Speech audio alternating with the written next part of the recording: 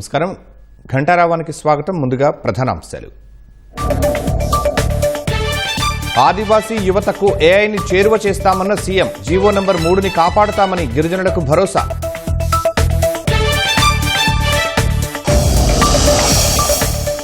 సికింద్రాబాద్ కిమ్స్ లో మెడికో ప్రియాంక మృతి. నిందితులపై కఠిన సెక్షన్లు పెడతామన్న జిల్లా ఎస్పీ.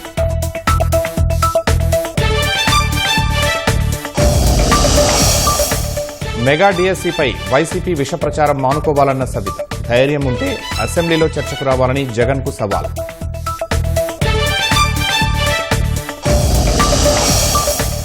బెంగాల్లో పరామర్శకు వెళుతున్న మమతకు నిరసన సెగ. కాన్వాయ్ అడ్డగింత, రాళ్లదాడి చేశారన్న మాజీ సీఎం.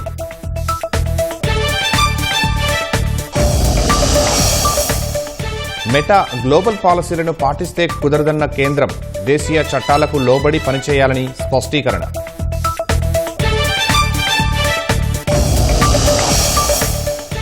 ట్రంప్ శాంతి ప్రణాళికను తిరస్కరించిన ఇజ్రాయెల్. హమాస్ పూర్తిగా ఆయుధాలు విడిచిపెట్టాలని మెలిక.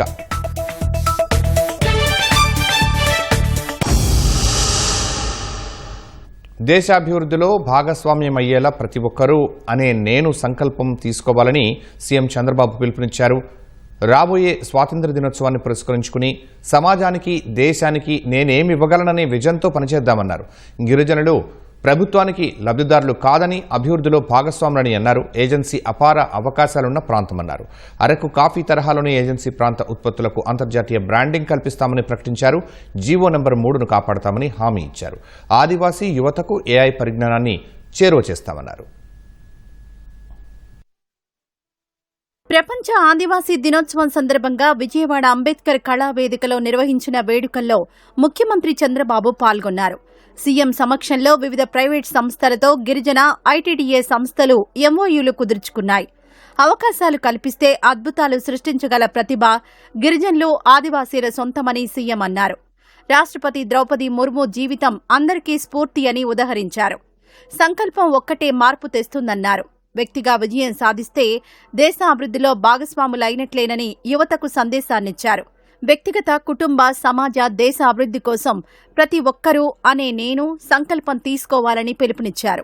అవకాశాలు కల్పిస్తే అద్భుతాలు చేయగల సామర్థ్యం ఆదివాసీలకుంది. ఒక సామాన్య ఆదివాసీ మహిళ ద్రౌపది ముర్ము ఈ రోజు మన రాష్ట్రపతి.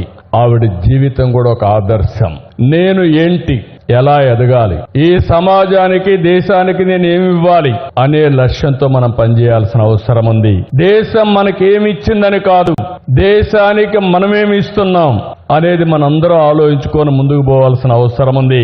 డాష్ అనే నేను, మీ పేరు పక్కన నేనుని పేరు పెట్టుకొని మీరు ఏమవుతారో సంకల్పం చేయండి. 1 ఇయర్ లో మీరు ఐఐటికి పోవాలంటే ఐఐటి, ఐఏఎం పోవాలంటే ఐఐఎం, డాక్టర్ కావాలంటే డాక్టర్ అవుతారు. మీ జీవితాలు మారతాయని చెప్పి కూడా నేను మీకు తెలియజేస్తున్నా. ఒక పక్క జాతీయ అజెండా, రెండో పక్కన మీ అజెండా. ఈ రెండూ పెట్టుకొని మీరు ముందుకు పోతే మీరు ఏదైనా ఊహించుకోండి, అది సాధించే విధంగా పూర్తిగా సహకరించే బాధ్యత ఈ ప్రభుత్వానిది. ఆదివాసీలు, గిరిజనుల సంక్షేమం, అభివృద్ధికి కూటమి ప్రభుత్వం అనేక పథకాలు అమలు చేస్తోందని సీఎం వివరించారు.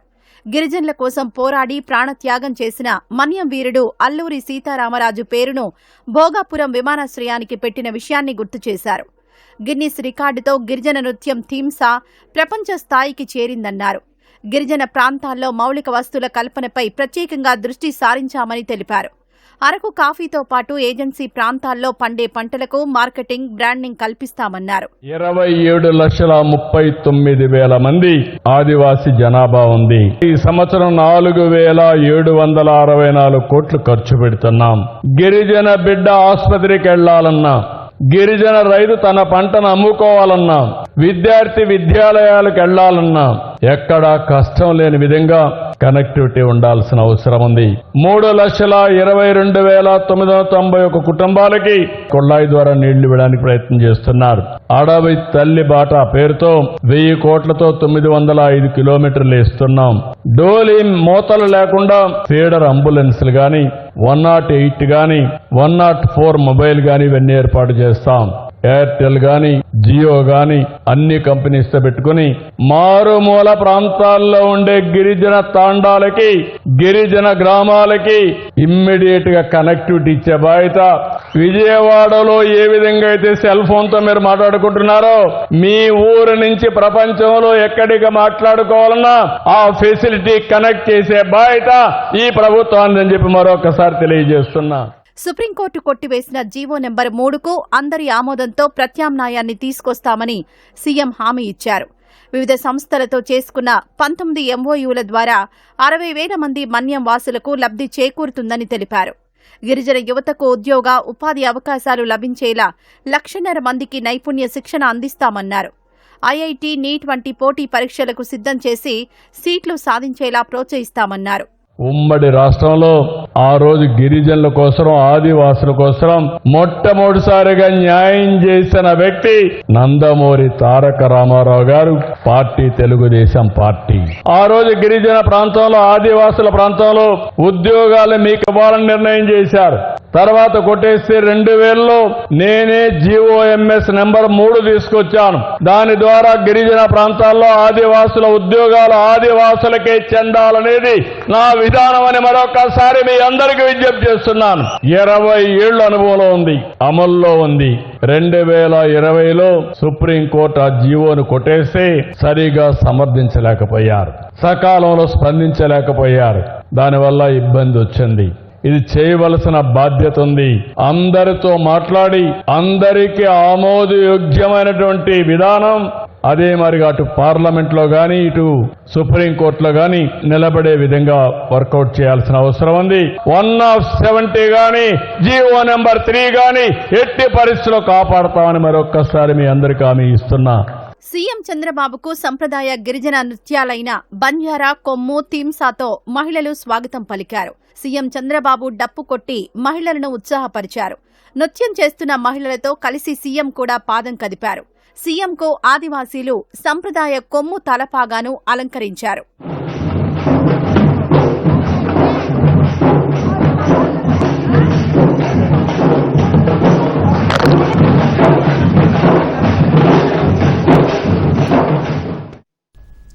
అటవీ ప్రాంతాల సంరక్షణలో గిరిజనుల పాత్ర కీలకమని ఉప ముఖ్యమంత్రి పవన్ కళ్యాణ్ అన్నారు.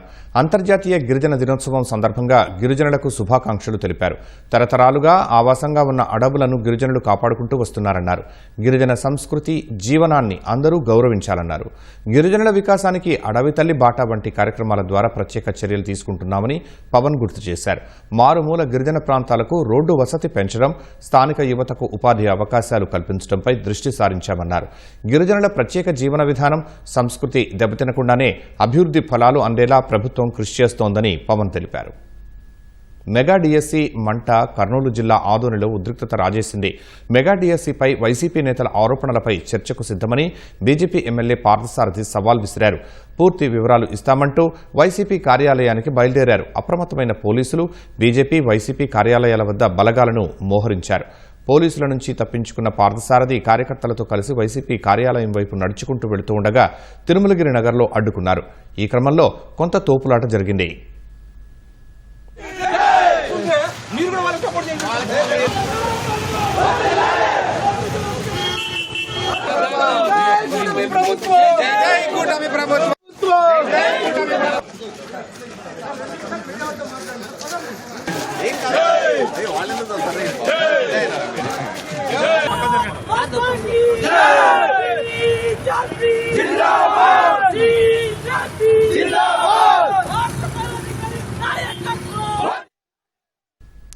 కర్నూలు కొండారెడ్డి బురుజు ఎక్కిన ఉపాధ్యాయులకు తాడేపల్లి ప్యాలెస్ ఎక్కడం పెద్ద లెక్కేం కాదని కడప జిల్లా ఇన్ఛార్జి మంత్రి సవిత హెచ్చరించారు.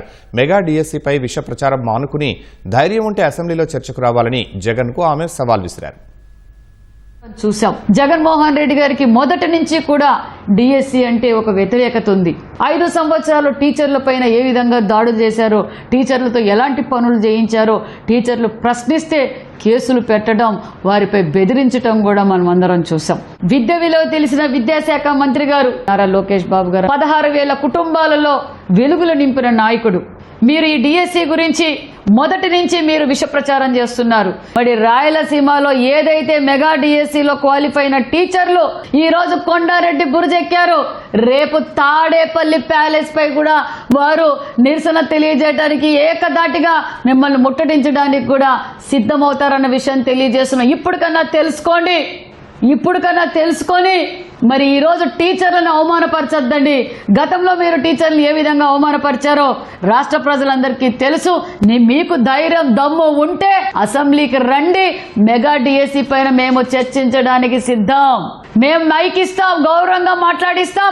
మెగా డిఎస్సి పైన ఒక రోజంతా చర్చించడానికి కూడా మేము సిద్ధంగా ఉన్నాం. ధైర్యం దమ్ము నీతి నిజాయితీ నిబద్ధత ఉంటే మీరు అసెంబ్లీకి రమ్మని కూడా సవాల్ విసురుతున్నామన్న విషయం కూడా తెలియజేస్తున్నాం. రాజమహేంద్రవరం ప్రమాదంలో గాయపడిన వైద్య విద్యార్థిని ప్రియాంక మృతి చెందారు. మధ్యాహ్నం 3:25 ప్రియాంక తుదిశ్వాస విడిచినట్లు సికింద్రాబాద్ కిమ్స్ ఆసుపత్రి వైద్యులు ప్రకటించారు. తెలంగాణలోని గద్వాల జిల్లా ఎక్లాస్పూర్ గ్రామానికి చెందిన ప్రియాంక ఎంబీబీఎస్ పూర్తి చేసిన రాజమహేంద్రవరంలో పీజీ చదువుతున్నారు. ఈ నెల 3న స్కూటీపై వెళుతున్న ప్రియాంకను ఇద్దరు యువకులు మద్యం మత్తులో కారుతో ఢీకొట్టారు. కోమాలోకి వెళ్లిన ప్రియాంక ఆసుపత్రిలో మృత్యువుతో పోరాడుతూ తుదిశ్వాస విడిచారు. మెడికో ప్రియాంకను మద్యం మత్తులో కారుతో ఢీకొట్టిన యువకులకు త్వరితగతిన శిక్ష పడేలా చేస్తామని తూర్పుగోదావరి జిల్లా ఎస్పీ నరసింహ కిషోర్ వెల్లడించారు. పోలీసులపై ఎలాంటి రాజకీయ ఒత్తిళ్లు లేవని నిష్పక్షపాతంగా విచారణ చేస్తున్నట్లు వివరించారు. ప్రియాంక ప్రమాద ఘటనపై అధికారులతో మంత్రులు లోకేష్, అనిత సమీక్ష నిర్వహించారు. కేసు దర్యాప్తుపై ప్రియాంక తండ్రి వెంకటేష్ సంతృప్తి వ్యక్తం చేశారు. మెడికో ప్రియాంక కేసులో కీలక ఆధారాలు సేకరించినట్లు తూర్పుగోదావరి జిల్లా ఎస్పీ నరసింహ కిషోర్ తెలిపారు. నిందితులు వరుసగా 3 సార్లు ప్రియాంక ప్రయాణిస్తున్న స్కూటీని ఢీకొట్టినట్లు సీసీ కెమెరా ఫుటేజ్లో తేలిందన్నారు. నిందితులు హిట్ అండ్ రన్ చేసి క్రూరంగా వ్యవహరించి పరారయ్యారన్నారు. యువకులపై కఠిన సెక్షన్లు ఇప్పటికే నమోదు చేశామని, పరిస్థితిని బట్టి అదనంగా మరిన్ని కఠిన శిక్షలు పడే సెక్షన్లు పెడతామన్నారు. మద్యం మత్తులో మాల్కొచ్చిన ఇద్దరు యువకులను సినిమా హాల్లోకి వెళ్లేందుకు సెక్యూరిటీ సిబ్బంది అనుమతించలేదని, వారిపై దాడి చేసి కారులో పారిపోయేందుకు యువకులు యత్నించారని వివరించారు. గేటు వద్ద సెక్యూరిటీ సిబ్బంది పట్టుకునేందుకు ప్రయత్నించడంతో వేగంగా కారును నడుపుతూ స్కూటీని ఢీకొట్టారని తెలిపారు.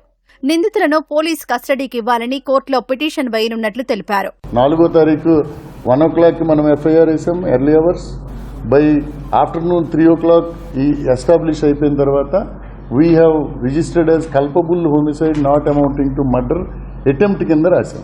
నెక్స్ట్ ఒకవేళ ఫర్దర్గా ఏదైనా లింక్ ఉండి మర్డర్ కానీ ఎస్టాబ్లిష్ అయిందనుకోండి, we will alter into murder also. ఫర్దర్గా ఇప్పుడు మనం ఏం చేయాలనుకుంటున్నామంటే we are building the case, we are filing for police కస్టడీకి మరోసారి తీసుకొని మళ్ళీ వాళ్ళని ఇంకేమైనా సీరియస్ బ్యాక్గ్రౌండ్ ఏమైనా ఉందా వాళ్ళిద్దరికీ కానీ మనం వెరిఫై చేస్తున్నాం. లైసెన్స్ డాక్యుమెంటరీ ఎవిడెన్స్ అంతా కూడా కలెక్ట్ చేసాం. ఇంకా ఫర్దర్ ఎన్ రూట్ ఇంకా చాలా ఉంది, కొంత డార్క్ ఏరియాస్ ఉన్నాయి. మనం ఇంకా ఫర్దర్గా ఇన్వెస్టిగేషన్ ఎస్టాబ్లిష్ చేసి ఈ కేసులో కన్విక్షన్ రావడానికి కావాల్సినటువంటి ఎవిడెన్స్ని మనం ఎస్టాబ్లిష్ చేస్తున్నాం. మెడికో ప్రియాంక కేసు దర్యాప్తు తీరుపై ఆమె తండ్రి వెంకటేష్ సంతృప్తి వ్యక్తం చేశారు. ఘటన జరిగిన ఆగస్టు 3 నుంచి ఇప్పటి వరకు పోలీసులు తీసుకున్న చర్యలతో తమకు నమ్మకం ఏర్పడిందన్నారు. తమ అనుమానాలను పోలీసులు ఆధారాలతో నివృత్తి చేశారని తెలిపారు. రాజకీయ ప్రాభవానికి తావు లేకుండా న్యాయం చేస్తామని హామీ ఇచ్చారని చెప్పారు. భవిష్యత్తులో దర్యాప్తులో ఎలాంటి లోపాలకు తావు లేకుండా చూడాలని కోరినట్లు తెలిపారు. నిందితులకు అత్యంత కఠిన శిక్ష పడాలని డిమాండ్ చేశారు.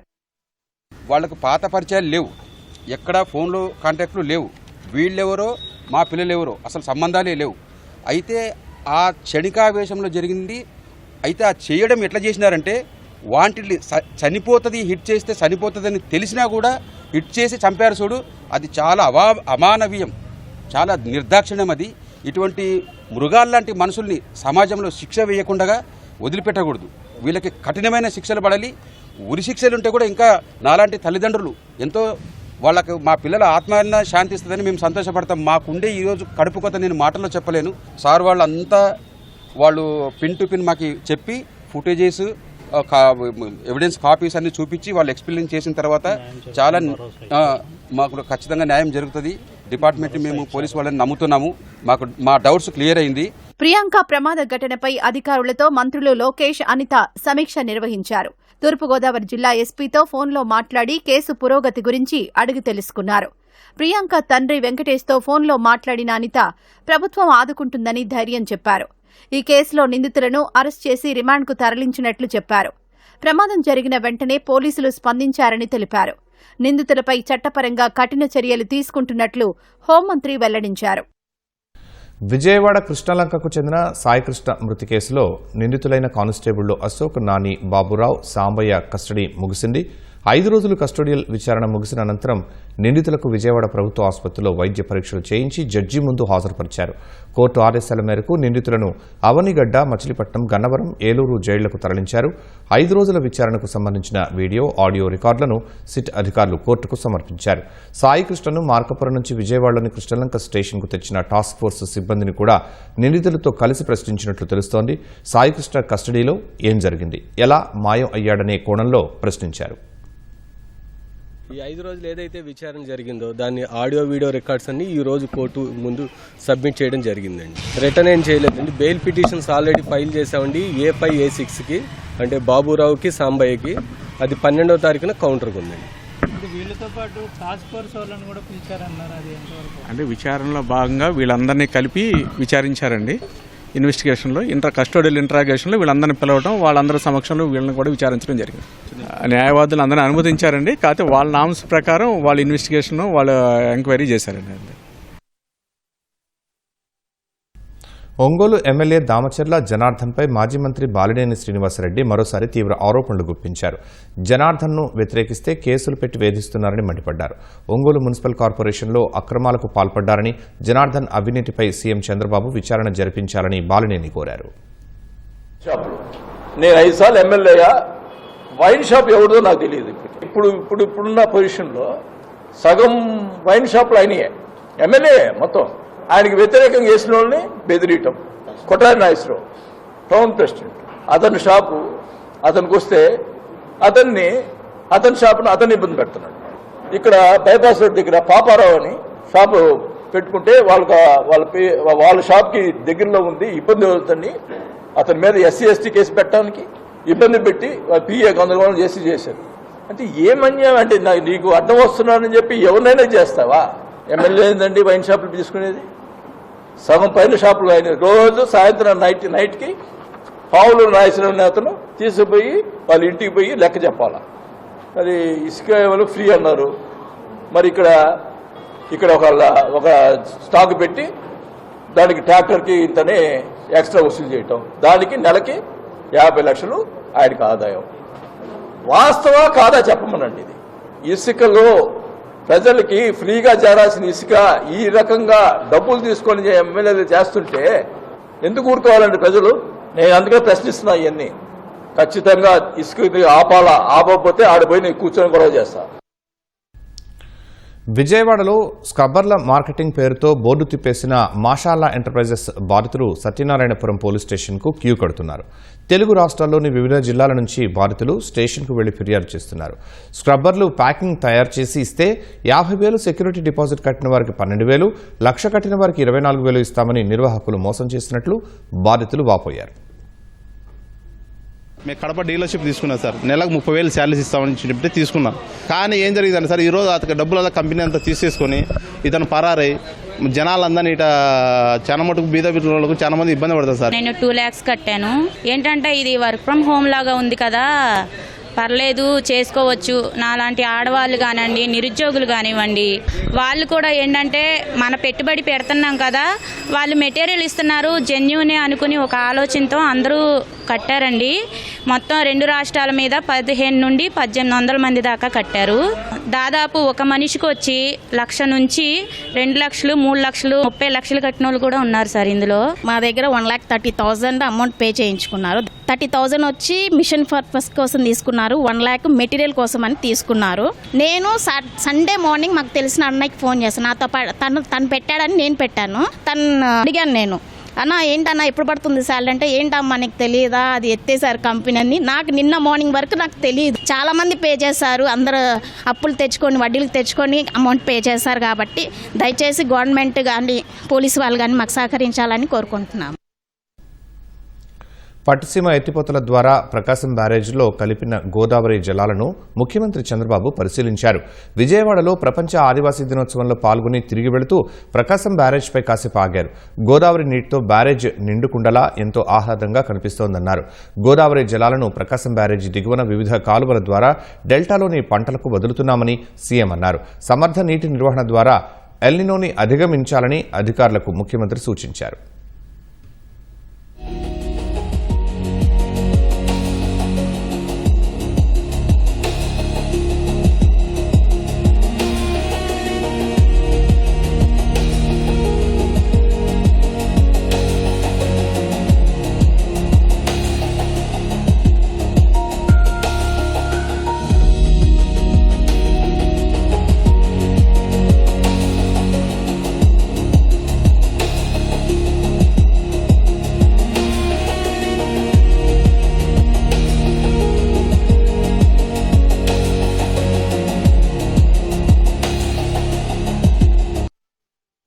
బెంగాల్ మాజీ ముఖ్యమంత్రి తృణమూల్ అధినేత్రి మమతా బెనర్జీకి ఉత్తర 24 పరగణాల జిల్లాలో నిరసన సెగ తగిలింది. మృతి చెందిన ఓ టీఎంసీ కార్యకర్త కుటుంబాన్ని పరామర్శించేందుకు వెళుతుండగా నిరసనకారులు ఆమె కాన్వాయ్ని అడ్డుకున్నారు. మమతకు వ్యతిరేకంగా దొంగ అంటూ నినాదాలు చేశారు. ఆమె కారుపై బురద చల్లారు. ప్రశాంతంగా ఉన్న తమ ప్రాంతంలో అలజడి సృష్టించేందుకే మమతా బెనర్జీ వచ్చారని నిరసనకారులు ఆరోపించారు.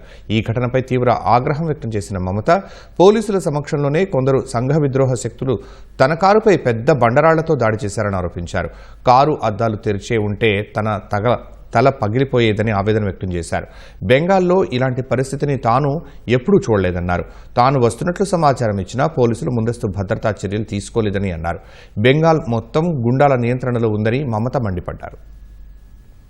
ఫేస్బుక్, ఇన్స్టాగ్రామ్ లాంటి ప్లాట్ఫామ్లు కేవలం గ్లోబల్ పాలసీలను పాటిస్తే కుదరదని, ఖచ్చితంగా ఇక్కడి చట్టాలకు లోబడి పనిచేయాలని కేంద్రం స్పష్టం చేసింది. డీప్ ఫేక్ వీడియోలు, అభ్యంతరకరమైన కంటెంట్పై మెటా ప్రతినిధులతో జరిగిన సమావేశాల్లో ఈ మేరకు ఐటీ అధికారులు తేల్చి చెప్పారు. మెటా ఆల్గరిథంను పూర్తిగా మార్చేయాలని ప్రభుత్వం ఆదేశించింది అనడం అవాస్తవమని, ఖచ్చితంగా దేశీయ చట్టాలకు అనుగుణంగా ఉండాలని కేంద్రం స్పష్టం చేసింది.